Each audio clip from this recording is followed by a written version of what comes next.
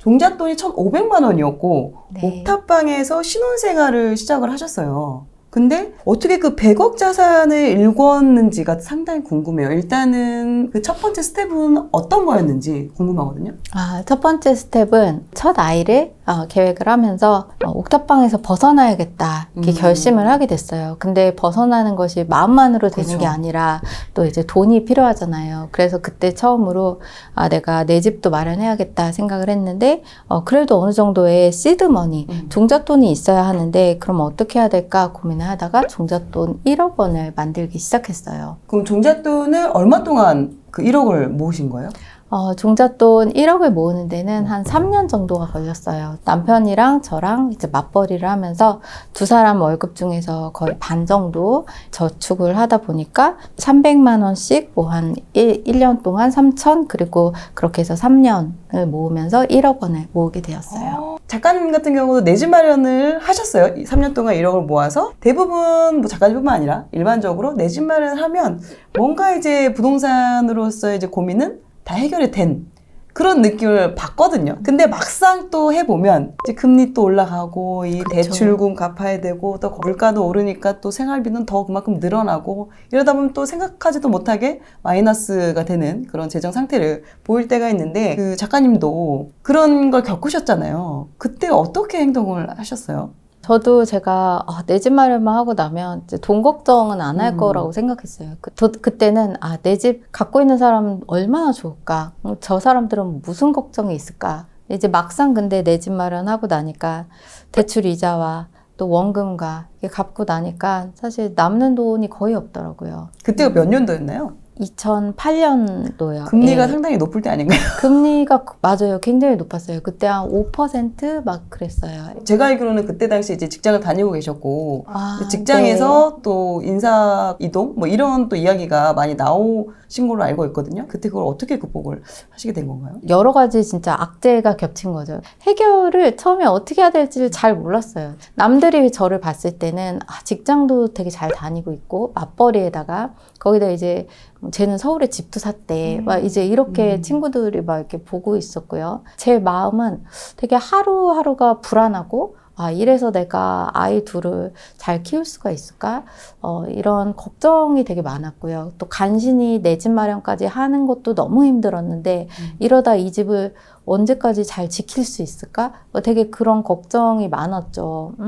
그때는 둘 다 뭐 부수입을 만들려고 노력도 많이 했었어요. 그래서 근데 대출금으로 나가는 돈이 원금까지 이제 같이 갚으면서 한 달에 한 150에서 200 정도는 거기에다가 이제 냈던 것 같아요. 그리고 특히 좀 돈이 좀 더 있고 그러면 원금을 많이 갚고 싶어 했어요. 뭐 어떻게 해야 돈을 빨리 벌 수 있을까? 어떻게 해야 대출을 갚을 수 있을까? 뭐 이제 그런 생각 하다가 나중에는 여러 가지를 해봤어요. 그러니까 해봤는데 결국에는 그렇게 큰 해결책을 찾지 못했어요. 그래서 이제 솔루션으로 나름 생각했던 것이 그냥 저희 살고 있던 집을 차라리 전세를 주고 내가 이사를 가자. 일단 대출에서는 해방이 될 수 있으니까. 대출에서 해방이 됐고 그리고 다행히도 제가 매수했던 시점이 부동산 경기가 별로 안 좋은 시점이었어요. 제가 집을 살 때만 해도 사람들이 다 뭐라 했거든요. 되게 말렸고. 그래도 제가 나름 다양하게 또 지출도 줄여보려고도 했었고, 뭐, 아이도 어린이집 보내면서 저도 다시 맞벌이 하고, 뭐, 아이 육아휴직도 6개월만 쓰고 바로 또 복직하면서 또 일하고, 여러 가지 방법 썼지만, 대출은 점점 늘었고, 그리고 마이너스는 별로 그렇게 줄어들지 않았어요. 그래서 결국에 그렇게 해서 한 2년 정도 그래도 저희 집에서 살았어요. 그런데 2년 지나고 나서는 이제 안 되겠다. 좀 획기적인 방법이 있어야겠구나 생각을 했는데 그때 또 하필이면 또 제가 책을 읽었어요. 그 부자 아빠 가난 아빠 책이었는데 그 책에 당신이 살고 있는 집은 자산이 아니라 부채다 이렇게 써있는데 갑자기 나한테 하는 말인가 이거 뭐지? 이런 생각이 드는 거예요. 그러면서 투자가 내 집을 사고 나서 완전 멈췄어요. 왜냐면 돈이 없다라고 생각을 했고 또 내 모든 돈이 첫 집을 사는데 들어가다 보니까 또 내가 돈만 생기면 대출을 조금이라도 줄이려고 계속 거기다 갚다 보니까 그때부터 투자는 멈춰진 거죠.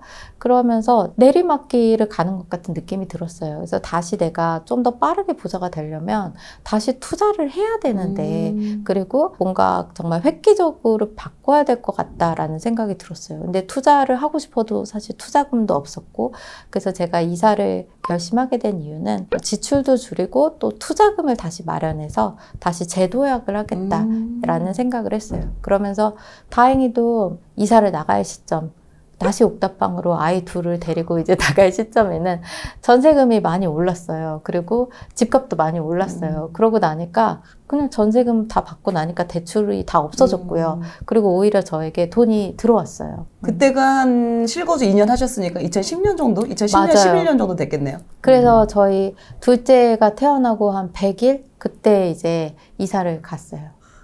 이게 보통 네. 그 소비도 그렇잖아요. 한 번 네. 늘어나면 이거 줄이기 어려운 것처럼 그 네. 거주 만족도도 그렇잖아요. 이게 아파트 한 번 살아보면 그 다음에 이제 빌라로 가는 게 너무 어렵잖아요. 아이가 둘인 상황에서 다시 옥탑방을 간다라는 게 너무 어려울 것 같은데요. 힘들었었죠. 근데 이제 그때 제가 집이 서울이니까 보증금 3천만 원에 월세 50만 원인 옥탑방으로 이사를 갔어요. 아이 둘을 데리고. 그때는 뭔가 이게 쉽다, 안 쉽다, 뭐 그런 생각보다도 지금 안 하면 이제 안 될 것 같았고, 그리고 내가 이렇게 뭐 아파트 한 채만 가지고 여기에 있다가는 정말 미래가 정말 없을 것이다. 라는 생각이 드니까 그때는 그냥 한 가지에 마치 사람이 한 가지에 이렇게 미쳐있는 그런 상태 있잖아요.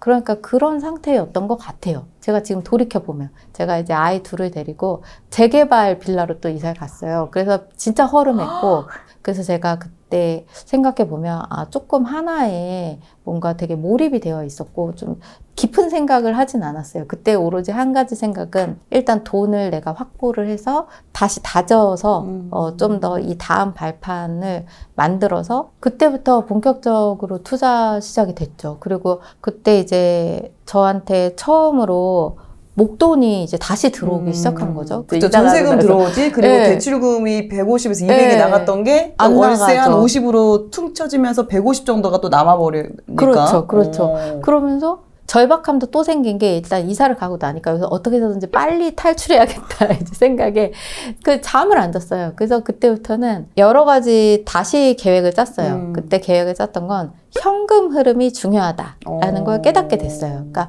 첫 투자 때는 내 집 마련이 오로지 그냥 내 인생의 목표였었고요. 그땐 다른 생각을 잘 못했던 거죠. 근데 이제 두 번째로 갔을 때는 내가 현금 흐름을 만들어야 자본주의에서 빠르게 나갈 수가 있고 현금 흐름이 별로 없는 투자, 한마디로 그냥 돈이 묶여만 있는 투자는 내 인생을 많이 변화시키기가 힘들다라는 걸 깨달았어요. 그래서 그때는 상가를 투자하기 시작했고요. 또 임대 사업을 하기 시작했어요. 그래서 상가 투자를 하면서 250 정도 월세가 한 번에 탁 만들어졌고요. 근데 그 상가도 제가 경매를 또 공부하기 시작했어요. 원래 7억이었던 걸 5억에 낙찰을 받았어요. 그러면서 또 차익도 얻어내고 그리고 또 지방 아파트에 관심을 갖기 시작했어요.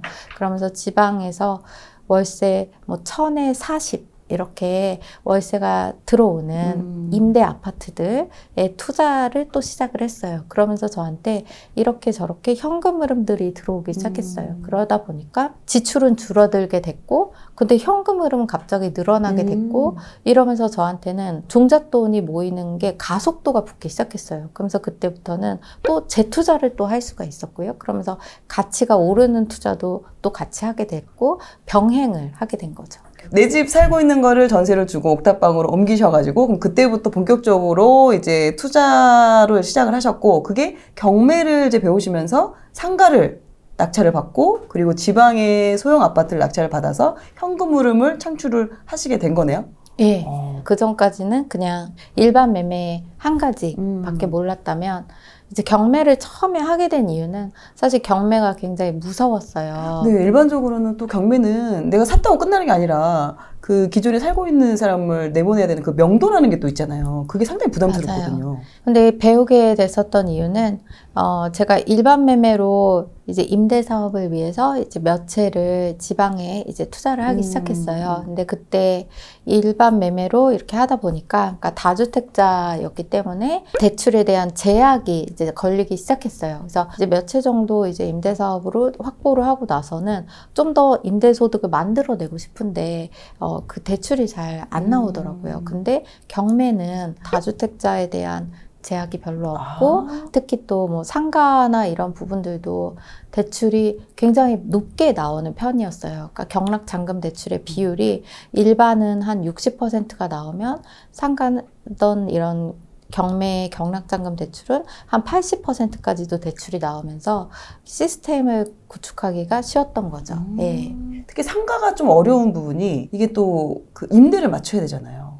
공실의 그 위험성이 있어서 좀 접근하기가 쉽지가 않은데 그런 부분은 어떻게 해결을 하신 건가요? 맞아요. 그래서 경매가 사실 사람들이 되게 무서워하고 저도 무서웠거든요. 일단 낙찰을 받는 것도 되게 복잡하고 힘이 드는데 거기 계신 분을 또 내보내야 되는 그런 과정들, 명도라고 하는데요. 그런 과정들까지 있다 보니까 너무 어렵게 느껴질 수 있어요. 근데 경매도 난이도가 높은 게 있고 낮은 게 있어요. 그래서 실제 제가 받았던 상가 같은 경우에는 세입자가 계셨고 또 그 세입자가 장사를 계속 하고 싶어 하셨어요. 그래서 우리가 이런 경매를 할 때는 적을 알고 나를 알면 백전백승 뭐 이런 것처럼 또 나에게 맞는 경매, 조금 내가 생각할 때 시간이 정말 오래 걸리거나 그런 게 아니라 좀 더 편리하게 좀 빠르게 명도가 될 수 있는 물건을 확보해 내는 것도 또 하나의 기술이라고 생각을 해요. 근데 일반적으로 또 그 상가에 임차인이 있을 때는 시설비를 굉장히 많이 들이셨잖아요. 그 상가 그렇죠, 안에다가. 그렇죠. 그래서 그분들이 장사를 계속 하고 싶어 하는 경우가 굉장히 많아요. 그럼 그럴 때는 오히려 경매로 낙찰받고 나서 월세를 높여서 재계약을 바로 할 수도 있어요. 그러니까 명도나 이런 과정 없이 그 세입자와 같이 재계약을 하는데 오히려 월세를 더 높여서 이제 계약을 하는 거죠. 좀 힘든 명도는 없으셨어요? 힘든 명도도 있었어요. 그러니까 강제 집행까지 갔었던 명도도 있었어요. 결국에 강제 집행까지 갔을 때는 저한테 그렇게 큰 이익이 남지 않았어요. 그러니까 왜냐면 그 시기 동안에 저 역시도 대출 이자로 나가는 돈이 있었고 또 그분이 나가고 나서 또 수리도 다시 해야 되고 그때 그분 내보내고 또 세를 놓으려니까 또 다시 3개월이 또 걸리고 여러 가지 이제 시간이 여기선 돈인데 이 경우가 좀 저한테도 이익이 적어서 그 이후에는 이사비라고 해서 서로 간에 협의를 하는 걸 더 선호하는 편이에요. 모든 걸 맞춰줄 수는 없지만 내가 마지노선을 정하고 그리고 처음에 안 되면 강제 집행까지 할 수 있다라는 생각은 하지만 그래도 최대한 이사비로 협의를 하는 방향이 나에게 이익이 된다라는 것을 나중에는 깨닫게 됐어요. 예. 그럼 지금도 혹시 경매를 하고 계시나요? 저는 그 2008년에 첫 집을 사고 나서는 투자를 멈춰본 적은 없어요. 그 이후에 주택 투자 또는 상가 투자, 오피스텔 투자, 다양한 투자를 계속하고 경매는 특히 대출이 좀 잘 나오는 편이고 뭐 대출 규제에서도 크게 영향을 받지 않기 때문에 지금도 경매는 하고 있어요. 예. 제가 알기로는 또 현금 흐름에 또 오피스텔이 있는 것도 알고 있거든요. 근데 또 오피스텔이 뭐 장점도 있지만 좀 약간 또 염려가 되는 부분이 월세는 잘 나올 수 있는데 이게 시간이 지날수록 감가상각이 돼서 이게 매도가 어려운 그런 오피스텔이 또 의외로 또 많더라고요. 맞아요. 오피스텔이 실제로 이렇게 부동산을 처음 살 때부터 이렇게 내가 매도할 때를 생각을 해야 되잖아요. 근데 이제 오피스텔 같은 경우는 세대수가 적고 원룸형 오피스텔들이 굉장히 많기 때문에 사실 내가 매도를 하려고 할 때 그걸 받아줄 수 있는 사람, 그 수요가 얼마나 될까 이것이 조금은 걱정이 될 수 있어요. 그래서 굉장히 주의를 많이 기울여야 되거든요. 실제로 오피스텔도 저는 한 10년 이상 오피스텔 투자를 했거든요. 뭐 물론 그런 아까의 단점, 황금성 부분에 있어서는 아파트보다 떨어지는 것이 사실이라고 생각을 해요. 근데 또 오피스텔의 장점은 매매가가 아파트보다는 훨씬 낮기 때문에 실제로 임대 수익이 굉장히 높게 나타나는 거죠. 그래서 수익률이 아파트와는 비교가 안 되게 임대 수익률이 높다라는 거 이게 첫 번째가 될 거고, 또 주의를 기울여서 산다면 우리가 오를 수 있는 오피스텔도 찾을 수 있어요. 그래서 권해드리고 싶은 건 오피스텔 투자를 할 때는 고소득층이 많은 지역에 오피스텔을 투자하시는 걸 추천을 드리고 싶어요. 예를 들어서 뭐 강남에 있어요. 있는 오피스텔. 그렇죠. 예, 강남에 있는 오피스텔도 좋고요. 또는 뭐 백화점이 인근에 있다던가, 또는 아니면은 인근에 있는 아파트도 다 9억 원 이상대의 아파트가 이렇게 진입이 되어 있는 지역이라던가, 이게 약간 고소득층이 많은 지역의 오피스텔 같은 경우에는 실제로 수요가 굉장히 높게 받쳐줄 때가 많아요. 그리고 일자리도 요즘은 테크노밸리나 젊은이들인데 1인 가구들인데 소득은 좀 높지만 그렇다고 아파트까지 내가 매수해서 살고 싶지는 않고, 이런 1인 가구들이 많은 지역들이 있을 수 있어요. 그래서 뭐 경기도 인근에 있는 테크노밸리에서도 좀 소득이 높은 지역 위주로 이제 들어간다면 서울의 주요 지역과의 접근성이 얼마나 빠른가, 이것도 중요한 게, 거기서 일을 하는 젊은이들이 실제 그 근처에 살 수도 있지만 또 교통이 조금 괜찮다면 오피스텔을 얻어서 다른 지역으로 출퇴근을 할 수도 있는데, 그런 지역에서 출퇴근을 할 수 있을 지역인지, 실제 오피스텔도 아파트만큼이나 또 차익이 날 수 있어요. 근데 장점은 왜 우리 다주택자들의 중과가 있잖아요. 네네. 취득록세 중과. 근데 오피스텔은 다주택자에 대한 취득록세 중과가 없어요. 그래서 그런 것 때문에 실제로 내가 투자를 하는 데 있어서 제약 요건이 좀 없어지는 거죠. 그래서 내가 옥석을 가릴 수 있다면, 이 세 개가 모두 다 또 교집합을 잘 찾으셔서 이 세 개가 딱 다 맞아 떨어진다라고 했을 때 투자를 한다면 충분히 취득록세 중과나 이런 부분에서 벗어나고, 또 대출도 또 나올 수 있기 때문에 내가 임대소득 만들어낼 수 있는 그런 또 기회가 될 수 있어요. 그래서 모든 것이 그렇겠지만 아파트라고 해서 다 오르고 그런 건 또 아니거든요. 그래서 또 오피스텔도 그렇다고 다 떨어지고 그런 것도 아니기 때문에, 제가 아쉬운 건 옛날에 저는 이거는 이럴 거야, 저거는 저럴 거야 라는 생각 때문에 아예 도전조차 안 했을 때가 되게 많았었거든요. 근데 나중에 해보니까 실제 모든 것이 내가 제대로 알고 나서 하면 리스크를 줄일 수가 있는데, 내가 도전조차 안 하면 그 이익을 내가 눈앞에서 그냥 다 놓쳐버리는 그런 손해가 있었던 거였거든요. 그래서 한번 그런 부분들을 감안을 하시는 게 좋을 것 같아요. 그래서 중간중간에 또, 내가 이거를 언제까지 해야 되나, 좀 포기하고 싶다, 그런 생각이 드실 때 또 있으셨을 것 같아요. 많았죠. 예. 뭐 지나간 일이어서 잘 생각이 안 날 때도 조금은 있고, 머릿속에서 일부러 이렇게 삭제하는 것 같기도 해요. 그러니까 맞아. 왜 우리가 이제 뭐 진짜 힘들거나 막 정말 막 슬프거나 이러면 막 약간 기억이 일부 막 없어질 때도 있잖아요. 예를 들어 당연히 그 옥탑방으로 갔을 때 너무 힘들었을 것 같아요. 제가 저를 생각하면 그때의 기억이 이렇게 없어요, 잘. 그러니까 그냥 그랬다는 거지 그때 그 감정이나 이런 게 없어요. 그래서 돌이켜보면 진짜 사라지는 건가? 뭐 이제 이런 생각도 들고. 근데 제가 제일 좀 힘들었던 건 이제 아이를 키우면서 재테크를 해야 된다는 게 저한테는 인생에서 제일 힘들었어요. 그냥 혼자 했으면 차라리 되게 쉬웠을 것 같아요. 근데 육아와 재테크를 병행하니까 이 죄책감이 저한테는 그냥 힘들었어요. 그게 물론 이게 실질적으로 물리적인 그런 건 아닌데, 그 마음이 내가 막 공부하고 투자하고 막 어디 뭐 이렇게 조사하러 나가고 싶고 뭐 좀 하고 싶은데, 근데 또 막 애도 같이 봐줘야 되고 케어도 해줘야 되고, 난 좋은 엄마가 되려고 지금 이렇게 하고 있는데 근데 내가 지금 좋은 엄마가 안 되는 것 같은데 내가 지금 아닌 것 같은데 이게 과연 아이를 위한 게 맞나? 이게 내가 맞나? 뭐 나 혼자 내 내면의 갈등? 이게 저는 한 몇 년 동안 계속 그게 되게 많이 쌓였었고요. 두 번째로 이제 이렇게 하지 말 걸 싶었던 투자 경험도 굉장히 많아요. 근데 그 중에서 하나는 제가 초창기에 지인들 중에서 저보다 더 실력이 높다고 생각한 그 분들이 계셨어요. 당연히. 저보다 투자 경험도 굉장히 많고. 근데 그분들하고 이제 같이 이제 교류도 하고 막 이렇게 수업도 듣고 막 이렇게 공부도 하고 막 그럴 때 누가 저한테 땡땡 지역이 앞으로 되게 좋아질 거고, 그 당시에 제 잘 모르는 지역이었어요. 정말 잘 모르는 지역이었는데 그 말을 딱 듣는 순간 굉장히 솔깃했고, 나는 굉장히 실력도 별로 없는 상태인데 땡땡님이, 내가 존경하는 땡땡님이 그분이 거기에 굉장히 좋다라고 이제 하니까 빨리 진입을 해야 되겠다라는 생각이 이제 들었어요. 그래서 그때 이제 진입을 했는데 처음에는 살짝 올랐어요. 그래서 너무 기뻤는데 그거 갖고는 그땐 제가 너무 초보였고, 그때는 몇 천만 원 오른 걸 또 더 오를 것 같은 생각이 들었어요. 그러니까 그때 제 마음은 조금 오르니까 앞으로 더 오를 것 같은데 내가 왜 팔아야 되지? 이제 이런 생각이 들면서 끝까지 가야겠다. 그래서 끝까지 가려고 했는데 이제 그 조금 얼마 지나지 않아서 바로 그냥 마이너스로 돌아서기 시작했어요. 근데 나중에는